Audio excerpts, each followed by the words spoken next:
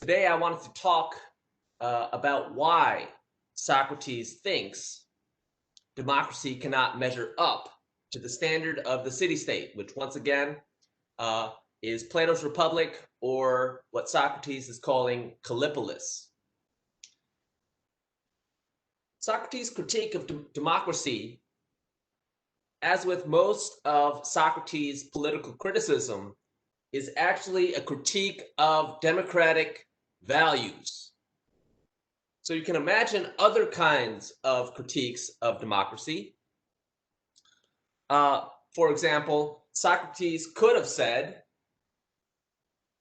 why do we have elections in Athens for the office of general? Why are generals elected? That would seem a little bit strange. Why are there so many people on the jury? Jury trials involve hundreds of members in the jury. That doesn't seem to make a lot of sense. Okay, so you can imagine Socrates would go after how the institutions of his city-state were set up. But that's not what Socrates chooses to do. His critique is a spiritual critique. These days, we may call it a cultural critique.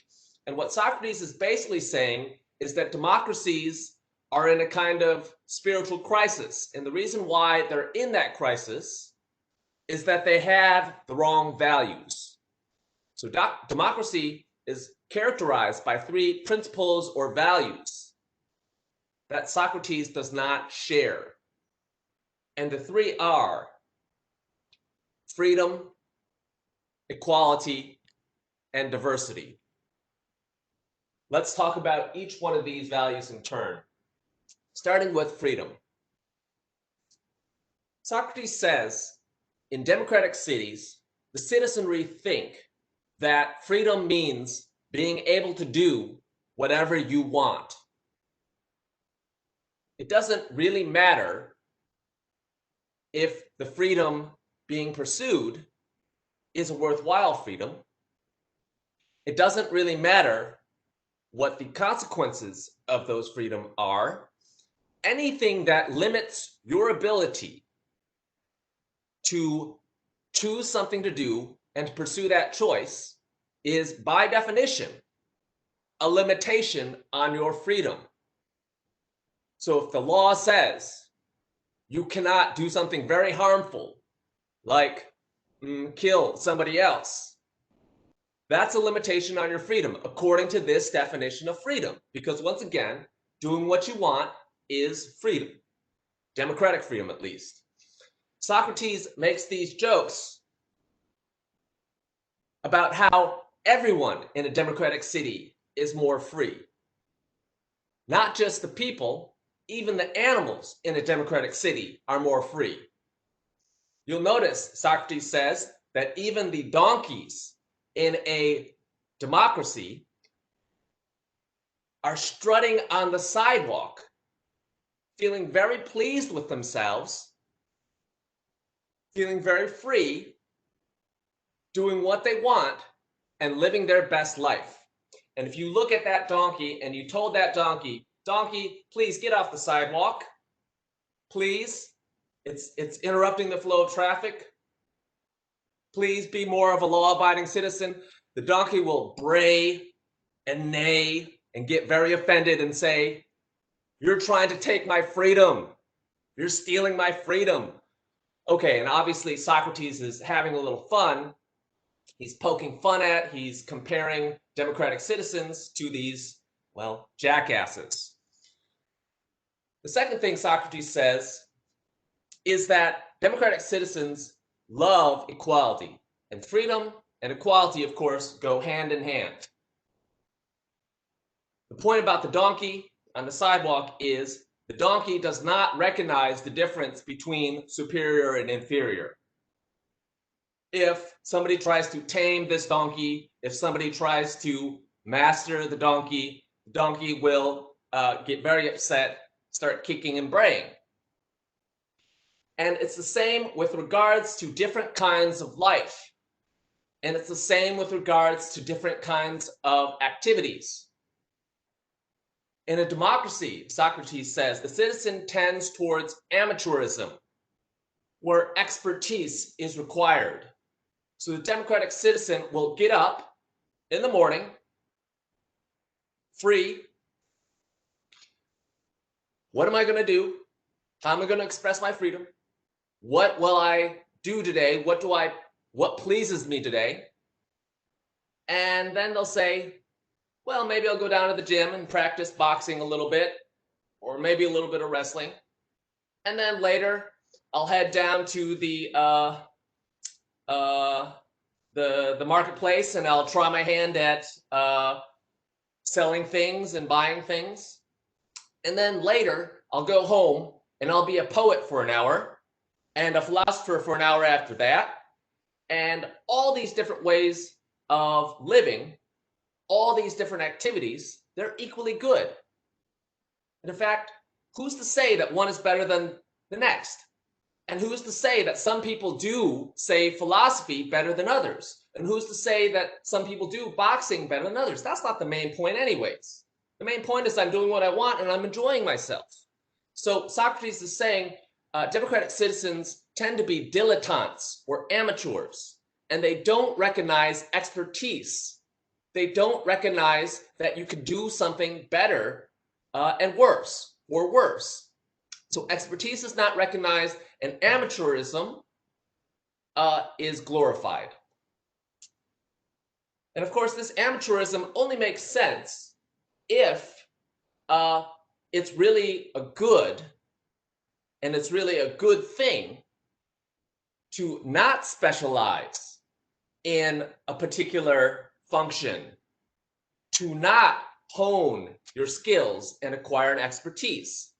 Amateurism only makes sense if diversity somehow is being prized. Because you remember, you just think back to that example, the person who does 10 different things in a day. The point is, I want variety in my life. I want to do many different things and live a full life. I don't like this idea that everybody should be doing the job they're best suited for. That's a limitation of my freedom, and it's elitist. It says that some jobs are better than others, and it's all about being an expert. That seems to cramp my style. That seems to cramp my individuality. And so Socrates says, that's the democratic individual. They love diversity. They love to be doing 10 things in their day, and they love to be able to experience all different kinds of life. The democratic city, in turn, and in a related way, loves diversity. The democratic city, Socrates says, is perhaps the most beautiful. And beautiful is in scare quotes here because Socrates is being ironic. On page 292, you'll see the passage I'm alluding to. Socrates says, possibly, democracy is the most beautiful of regimes. It's like a many-colored cloak, embroidered with every flower there is. That's all the different lifestyles. A democracy has all types of people pursuing all types of lifestyles. But with character traits for flowers and looking just as beautiful. Okay, so you'll notice here in this passage that through this ironic use of beauty, Socrates is actually implying that the democracy is very appealing. There is something seductive and attractive about democracy. However, it's not the kind of simplicity and harmony you get out of this three-tiered Callipolis, which once again is what Socrates thinks the actual beautiful city is. So among those 5 regime types, Socrates is saying the top tier, Callipolis, is the beautiful city. Democracy has its own kinds of attractions. Who doesn't like freedom? Who doesn't like equality? Who doesn't like diversity? But if you knew the proper standard of a city, you would see that this beauty is, let's call it superficial or skin deep. It's like a multicolored cloak. It's like a splendid uh, uh, diversity. It's like uh, a, a, a, a quilt with every kind of flower on it.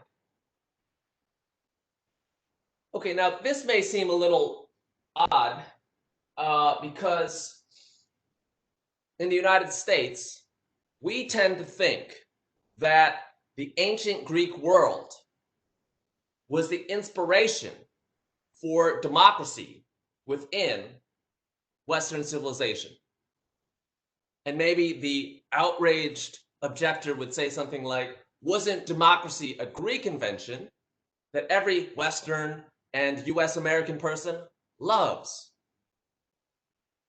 What is Socrates' problem? What is going on with Socrates? Well, as I tried to point out,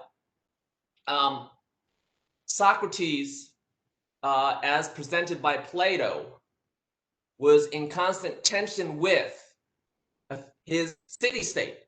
So yes, Athens was well known as a democracy, but yes, Socrates was well known as not fitting into that city-state. And as I was trying to point out in our first lectures on Plato's Republic, I actually think there's a good deal of that conflict between Socratic philosophy and Athenian democracy coloring and influencing most of this book. Another point, Socrates would not have been alone in considering Athenian democracy to be a bad regime type, a bad kind of government. Among the Greek philosophers, and the most famous were Socrates, Plato, and Aristotle. So Socrates taught Plato, Plato taught Aristotle. It was almost an axiom. It was almost a sort of unquestioned truth that democracy was among the bad regime types. So you don't have to take Plato's fivefold 1 to 5 ranking to make this point. You can also see the same idea in Aristotle's typology of regimes. And what you'll notice here is it's not as unilinear in its ranking as Plato's Socrates. So Aristotle is saying there are actually 3 good kinds of government and 3 bad kinds of government. The 3 good kinds of government are called kingship, aristocracy, and what he calls polity. Polity is derived from polis, and it just means kind of a normative popular government. The best translation, I think, is not polity, it's constitutional government, something like that. And all the correct or the good kinds of government rule on behalf of the common good. So it doesn't matter if you have one ruler, a few rulers, or many rulers. As long as the common good is somehow being secured, you've got a good kind of government, Aristotle says. On the other hand, the deviant types or the bad types of government, it doesn't matter if you've got one ruler, a tyranny, a few rulers, an oligarchy, or many rulers, a democracy. And all these deviant types, rule is exercised on behalf of a part. And it doesn't matter if the part is very small, one ruler, or if the part is very large, democracy. Okay, so the general point here is Aristotle, too, thought democracy was bad, which is no surprise because you learn from Plato and Socrates. Okay, here's another point. In the history of the United States, even at the inception, at the founding, some founders liked the term democracy. Most of them could be found in what is called the anti-federalist camp. And some founders really thought democracy was the problem. And they were in what we call the federalist camp. The thing about the federalists is they won. Whom we call US founders, Hamilton, Madison, Washington, those types, they actually thought democracy was too unstable, too characterized by kind of masses or mob rule, too prone to divide the citizenry up into violent factions. And for Madison, you had to find a solution for all these problems that plagued the ancient democracies, such as ancient Athens. And his solution for it was what he called republicanism. His solution for it was something called the principle of representation. So the idea is, instead of the citizenry directly exercising the powers of government themselves, that's what happened, for example, in the Athenian legislature. Every citizen, every Athenian-born male property owner, all the citizens got to vote up or down on a law. Okay, and they were all eligible to serve on the jury and so forth, and they were all required to be in the army and so forth. Okay, so Madison distinguished democracy from republicanism. And this is a little bit weird because in the ancient Mediterranean world, democracy and republic basically meant the same thing. So in the United States, if you hear people trying to pry apart democracy and republic, that's because it's the influence of people like Madison. And that's the innovation for Madison's time, which was to try and say what we call direct democracy or ancient democracy is a kind of problem, and what we need is something like representative democracy or republicanism. Okay. Final point I'll make here. The United States didn't start having a better attitude on a mass scale towards democracy until the period of Andrew Jackson. This is sometimes called the Jacksonian period in American history. And the big deal in Jacksonian democracy, well, there were plenty of big deals. One was controversies over slavery. One was continued warfare against American Indians. But from the standpoint of expanding the franchise, the big deal was property requirements for white men were taken down in this period. So it was claimed to be a democratization period. And of course, we had further periods of democratization around women's suffrage and the civil rights movement. Okay. That said, there has always been an ambivalent attitude towards democratization, towards democracy, people having ideas like there's too much democracy, democracy gone too far, and so forth. And in our contemporary moment, you'll notice that a lot of the claims against what is called populism are actually claims against democracy and in favor of expertise. And you can see that view laid out in publications like the New York Times or the New Yorker. Here's a New Yorker cartoon. Hope you guys can see this. And this is supposed to be a populist type in the, let's call it the coach section of the airplane. This populist type says, "These smug pilots have lost touch with regular passengers like us. Who thinks I should fly the plane?" And of course, it's the joke is this guy is not qualified to fly the plane. In the same way that Socrates was saying all the crew members, the politicians on the ship of state, are not qualified to fly the plane. To steer the ship. Okay, so in both this cartoon and in Socrates' ship of state metaphor, you've got to be an expert. Okay, let's talk about why Socrates, in the end, thinks justice is the ideal. Why Socrates thinks that justice really is the thing that all people in all collectivities should be striving for. So you remember the whole point of the book is to meet Glaucon and Adeimantus' challenge. Glaucon and Adeimantus said, hey, Socrates, we don't believe this, but a lot of people actually think that justice is fairly overrated, that justice is not the most important value to pursue in life, that there are other things, say freedom or equality or something else, that they should be pursuing. And they go farther. They say, in the context of our time, a lot of people think that justice is not even inherently good. It's just that they wish they could do injustice. They wish they could have the benefits of injustice. And they think they can't have those benefits because they'll be punished.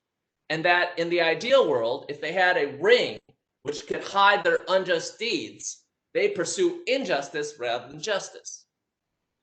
In the most formal terms, what Glaucon and Adeimantus are asking Socrates to do is to prove that justice is both inherently superior to injustice and that justice is instrumentally better than injustice. The inherent claims for justice are: justice is a species of the good, it exists in the ideal world, and it simply is the standard for moral conduct. And all that ties to Plato's theory of reality and how only a philosopher has knowledge of that reality. The other claim about instrumental good, that justice actually brings, let's say, side benefits, that justice has certain byproducts or certain consequences that are good for the one who practices justice. All that turns on a claim about happiness and long-range satisfaction. Happiness and long-range satisfaction. And Socrates says, you can see that justice's instrumental benefits are better than injustice's instrumental benefits if you just compare the just person, the philosopher, to his polar opposite, the tyrant, the unjust person. Okay. All this works from a certain understanding of our desires and our appetites, that third part of the soul. Socrates is saying that desires cannot be suppressed or eliminated. It's not like the philosopher, when the philosopher leaves the cave and goes out into the real world, that the philosopher is somehow, the soul of the philosopher has left the body and so forth. The idea is that desires can be moderated. They can be restrained. The appetites can be reduced. And the idea is that desires can be elevated, that they can be educated, and that our desires can be turned towards higher and higher pursuits. So, as a way of illustrating this point, I'm looking at a work of art, which is Hercules fighting the Hydra. Hydra is an ancient mythological creature. It's basically a snake with 100 heads. And on the left of this picture, you see Hercules wearing a lion's skin and cudgeling, hitting the Hydra with a club. So, in Socrates' interpretation, there is a human part of us, that's our reason. There's a spirited part of us, that's a lion. And then there's the appetites, that is the Hydra. This is how you don't deal with, this is how not to deal with your desires. Every time Hercules hits a Hydra head, the head splits into two. And that represents the attempt to crush or destroy our desires. Let's say instead of moderating our desire for food and making sure we only eat this much calories and making sure we have a balanced meal and so forth, we try and say, I'm just not going to eat. I'm going to starve myself. Well, Socrates says, actually, your desire for food will multiply and intensify. That's like trying to hit the head of the Hydra.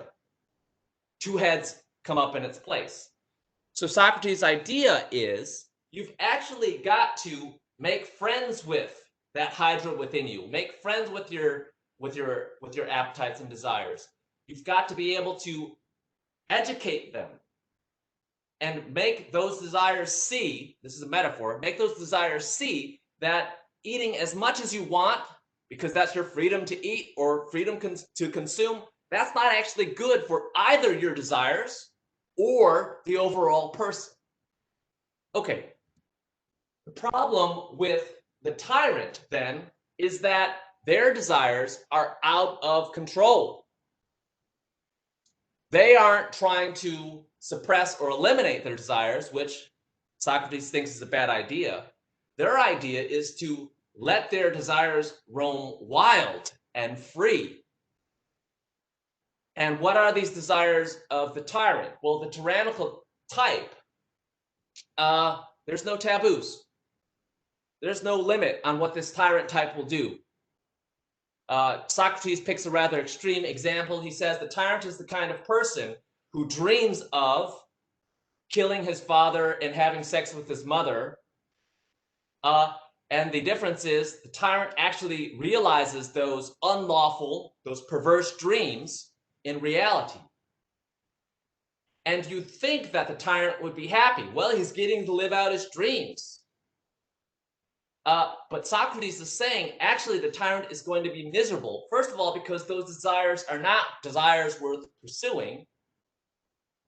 They're perverted. There's something wrong with them, actually. And secondly, because the tyrant is not in control of his desires. So instead of the human part of oneself, one's soul, collaborating with the spirited part, the lion part of one's soul, to tame the beast within, the desires, the hydra, that monstrous beast, what you've got is an inverted picture where the hydra is in control. The hydra with its many heads, perverse desires, healthy desires, all types, huge diversity. And the hydra is collaborating with the lion, the spirited part, to rule over the human part, the reasonable part. Okay, so it's flipped over. Instead of reason in charge, desires are in charge. And Socrates is saying the tyrant is actually enslaved to his desires. Now, what Socrates is drawing on here is an ancient Greek conception of slavery. And this is something Socrates would have seen all around him in his society, which is large landowners who owned enslaved people who did not work for themselves and forced, using violence, using brutality, those slaves to work on his land. So Socrates says that a tyrant relates to his subjects in the same way that one of these slave owners relates to his slaves. That is not the proper relationship between rulers and the ruled. That is, in fact, the exact opposite of the relationship that you would find in a city like Callipolis, where the rulers are basically philosophers. When they rule, they're not using violence and force. They're using basically moral persuasion. They're using moral education, and they're using their moral expertise. And you'll notice there's no slave class in Callipolis. There's no class of people who are being forced by violence to labor for other people. Okay, there is a producer class, of course. And the basic rhetoric of Socrates' critique of tyranny is, how can somebody who is himself enslaved to their perverted desires rule over other people in any kind of just way? Obviously, he can't. What the tyrant is trying to do is reduce subjects to slavery. And Socrates gives a rather fearful description of the tyrant. He basically compares a tyrant to a slave owner who has been transported with their slaves to a desert island. Socrates on page 320 says, imagine an isolated person who owns 50 or more slaves. What do you think his state of mind would be if one of the gods lifted him and his wife and children out of the city and set him down along with all his possessions, slaves included, in some remote part where no free person would come running when he needed help? Just think of how terrified he'd be of being slaughtered by his slaves, not just himself, but his children and his wife too. So what Socrates is saying is, if you took this slave master out of a slaveholding society where the government is using the police and the army and other implements of violence to enforce the violent enslavement of people, and you transported them to a remote spot out in the woods or on a desert island, that's pretty much what it's like to be a tyrant in a city where you've reduced everybody else to the condition of slavery. And you're using not reason, but your perverse appetites and violence to rule them. That cannot be a very happy byproduct of pursuing the life of injustice. That cannot be a very happy condition in which you live. Okay. The big point here is that the tyrant's perverse desires have these terrible consequences. You don't live in a city anymore. You live surrounded by enemies, basically. And the tyrant's perverse desires are, moreover, inherently bad. They fall below the threshold of any healthy desires. They fall below the threshold of anything that it is worthwhile pursuing. So the tyrant's way of life is not really a life worth living. A life where you let your desires run you, rather than being able to come to some agreement with, to be at peace with your desires. So this is all review, but what Socrates is saying is, look, here are three types of healthy loves. And yes, they're hierarchically ranked. Yes, Socrates thinks that the love of wisdom is better than the love of competition. Yes, Socrates thinks that the love of competition is higher than the love of profit. Yes, Socrates thinks that the philosopher is higher than the soldier, and the soldier is in turn higher than all the producers, the kind of everybody else category. But the important thing is, all of those kinds of love and all the satisfactions you would get from those loves, those are actually healthy. What the tyrant has got is more like a love of perversion. What the tyrant has is a kind of pursuit of domination. This pursuit to be absolute master. What the tyrant has is a kind of taste for violence. Socrates compares the tyrant to like a wolf who's gotten the taste of human flesh. Once again, calling the tyrant more like a beast. And once again, showing that this beast is in conflict with human people, humans, including the human within himself. Last point I'll make here, all this ranking of the various kinds of loves is based on Socrates' theory of reality. And the more your loves can enter the ideal realm, the higher your love is, and the more satisfied you'll be in attaining the objects of your desire.